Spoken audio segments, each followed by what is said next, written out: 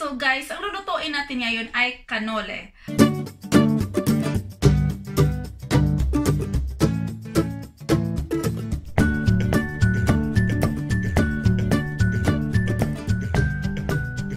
Cannoli is Italian sweets which is originated in Sicily.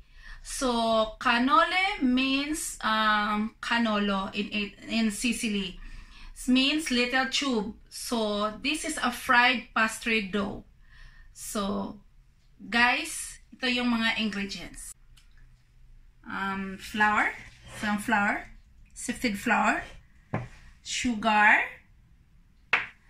lard, butter, eggs, warm milk, salt, fresh yeast. Okay guys, bago tayo magsimula guys, mag-subscribe muna kayo. Pakipindot po ng subscribe button. Okay? Let's start! Ito yung flour natin. So, start tayo sa dry ingredients. So, flour. Next sa flour, lagay natin yung sugar. And then, the yeast. Ayan. Mix muna natin.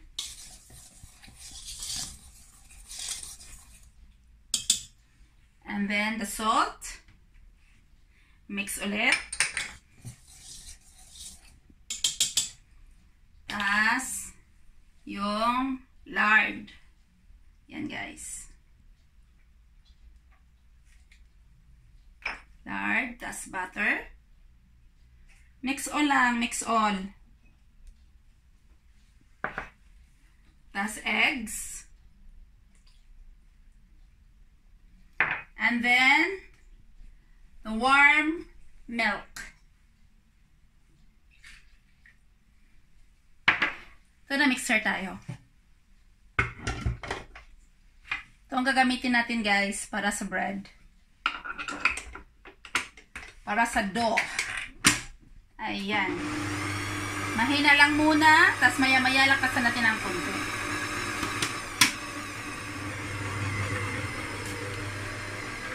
Okay guys, okay na yung dough natin.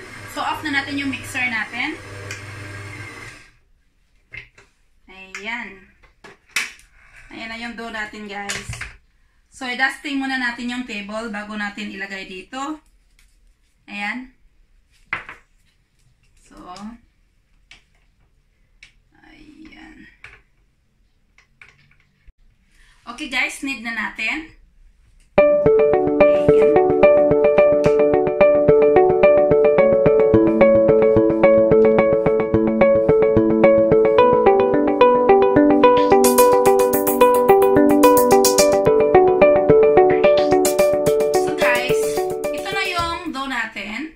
Ayan. Siya. So, ayan. So, lagay ko dito. Ito guys, nadastingan ko na to. Nalagyan ko na to ng flour. So, dagdagan natin ng konti. Tapos, lagay natin dito. Ayan. Tapos, cover natin ng cling wrap. Cover natin ng cling wrap. Ayan.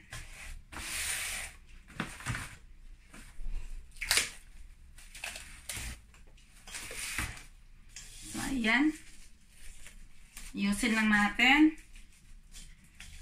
Ayan guys. So, patutubuin natin to ng 2 hours. So, wait tayo ng 2 hours guys. Okay guys, ito na yung dough ng cannoli. Ayan. Tubong-tubo na siya guys. Ayan. So, buksan na natin. Okay. Ayan siya. Tapos lagay natin dito sa misa. I-release muna natin yung hangin. Ayan.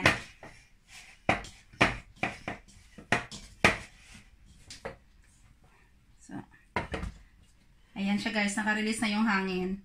So, dito sa table, lagyan muna natin ng dusting. Hindi siya didikit. Kasi iro-roll ko siya. Yan.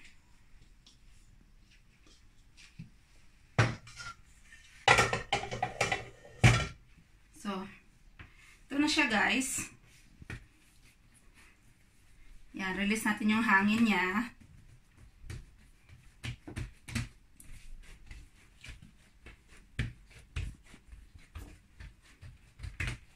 So, dusting natin. Tapos roll natin guys. So, pahabain natin siya guys kasi ikakat natin siya. Kaya papahabain natin to.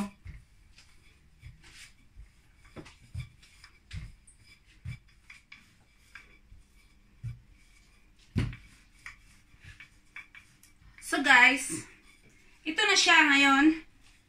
Yan. Naroll ko na yan siya. Tapos ngayon, ikakat natin siya guys. So ayan. Cut natin. Ito na lang gawin kong roller.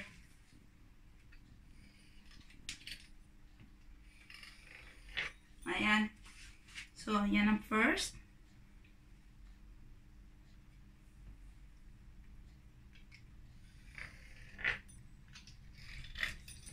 So, yan guys. Yan yung gap sa cut niya. So, ito, na-cut ko na lahat. Ayan na siya. So, isa-isahin natin. Ito. So, simula ako dito, guys. Guys, ito yung gagamitin ko for cannoli. Ito. At saka cone. May cone din ako ng cannoli. So, dalawang klase ng cannoli ang gagawin ko. Cone at saka itong tube lang. Okay. So, start ako sa tube. Ayan.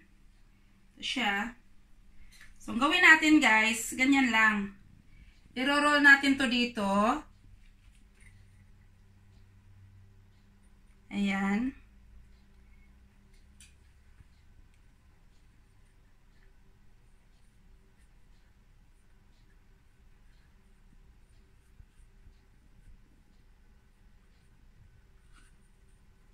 So, ayan siya guys. So, ito yung first roll.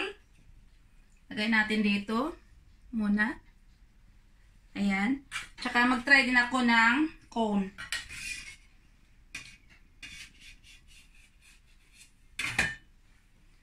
So, same process lang siya.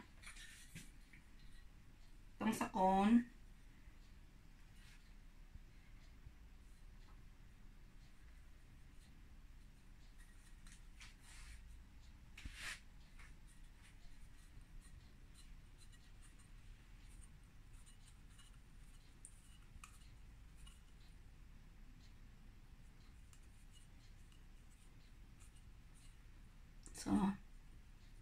So, ayan siya guys. Okay guys, ito na siya guys. So, patutubuin na naman natin ito ng 30 minutes. Ayan. So guys, ito na siya guys. Tubong-tubo na. So, ang gagawin ko dito guys, yung kalahati nito at saka kalahati nito ay ihati ko. Kasi yung kalahati, i-oven ko. Yung kalahati naman, ipiprito ko. Kasi ito, kasi cannoli, pwede itong lutuin sa, ano guys, sa oil, iprito, at saka pwede din sa oven. So, yun. So, ang gawin ko ngayon, hatiin ko to. Ito guys. So guys, itong oven, napainit ko na to ng mga 30 minutes before, no? So, ayan, iluluto ko tong cannoli, kalahati, dito. Pasok natin. So, ayan. So, luto natin ng 15 minutes, 180 degrees.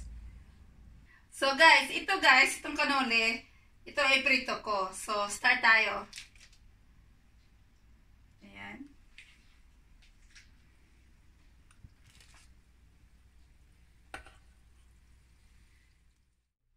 Okay, guys, ito na yung cannoli natin. Tapos na nating lutuin. So, ito guys, ito yung luto ng oven. At saka ito yung luto ng prito. So, mainit pa to guys. Kailangan pa itong palamigin bago natin lagyan ng palaman. So, guys, kailangan talaga palamigin nyo muna bago lagyan ng palaman. Okay? Lamitin mo na. Okay guys, yung cannoli natin, malamig na siya guys. So ngayon, frostingan na natin siya. So guys, ito yung frosting ko. Ayan, ayan na siya. So, ito ay fresh na cheese.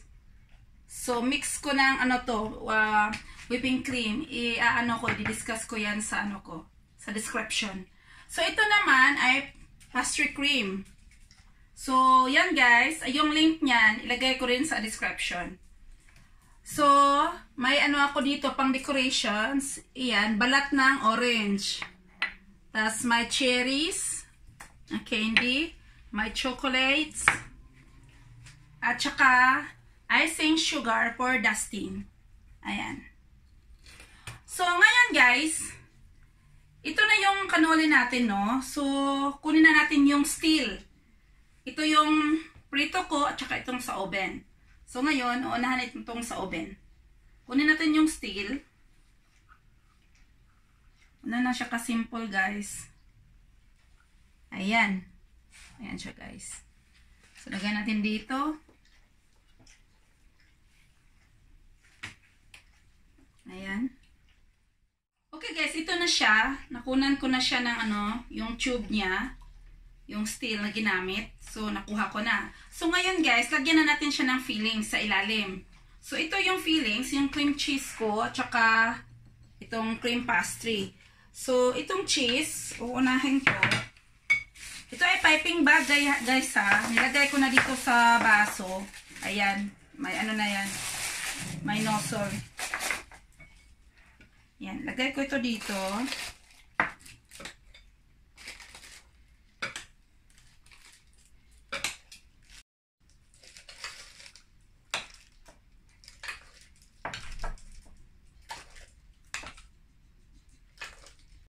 Okay guys, umpisahan na natin lagyan ng palaman.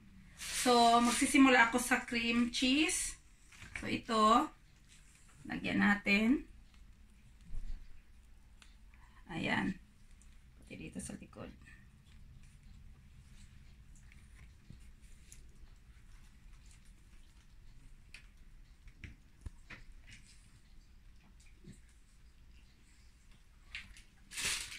So guys, sa pastry cream na naman tayo.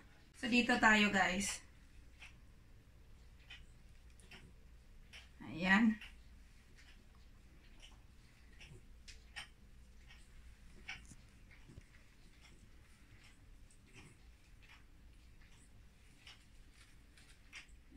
So, okay guys, ito na siya. Nalagyan ko na siya ng cream.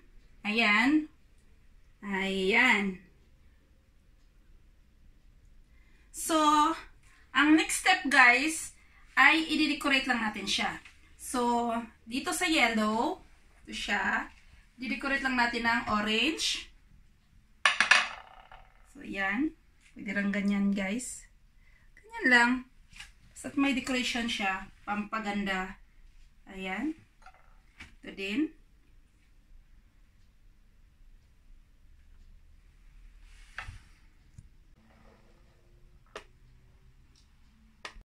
So, ito siya guys. Lagyan natin siya ng cherry. Ito yung cherry. So, lagay natin dito sa white. Ayan.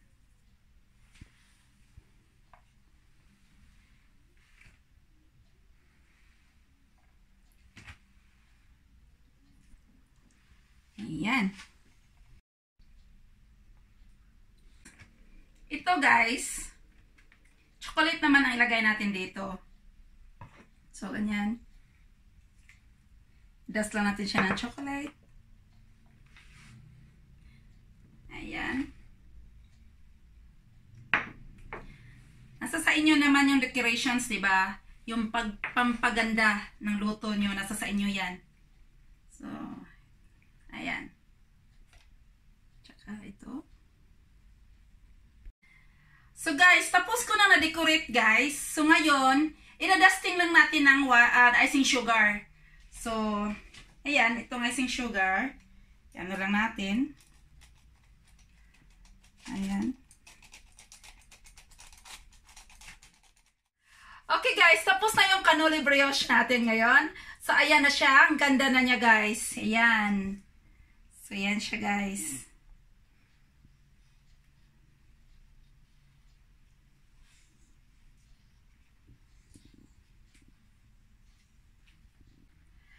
So guys, itong cannoli, medyo mahirap siyang gawin guys.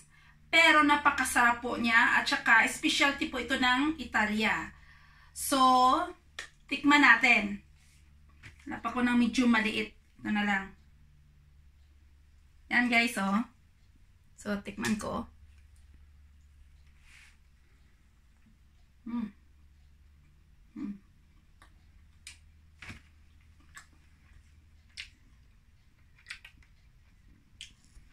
Ang sarap. Okay guys, thank you for watching Kusina ni Igay. So, please don't forget to click like and subscribe my channel. Okay guys, thank you for watching.